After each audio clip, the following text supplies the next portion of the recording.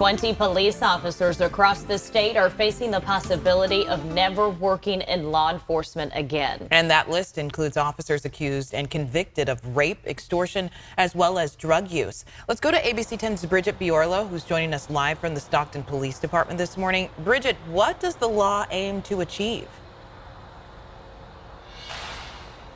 Well, Bria, it would prevent an officer accused of misconduct from moving to another police agency during an investigation. And one of those former officers is Stockton Sergeant Nicholas Blois, who is accused of multiple felony sex crimes and left the department back in October. Now he might never be able to wear the badge again in California as part of this new law. He's one of 20 other members of law enforcement who could be stripped of their license to be a police officer moving forward as a result of their conduct.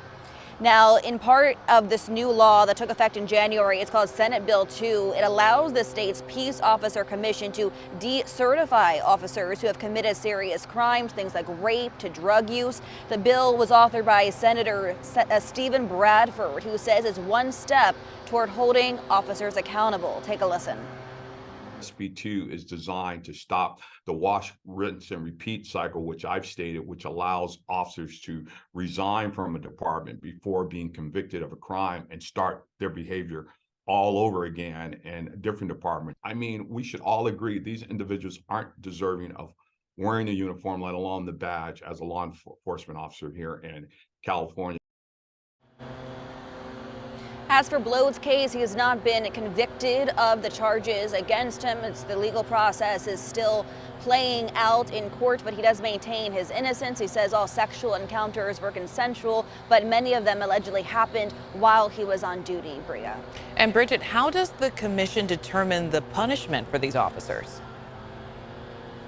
Well, it depends on the severity of the misconduct committed. They are still looking at the list of these names. They said they haven't really started the investigation process yet, but the punishment can range from a temporary suspension of 3 years all the way up to a permanent ban of ever wearing the badge again. Of course, that goes for the more serious crimes when someone's convicted of a felony, Bria.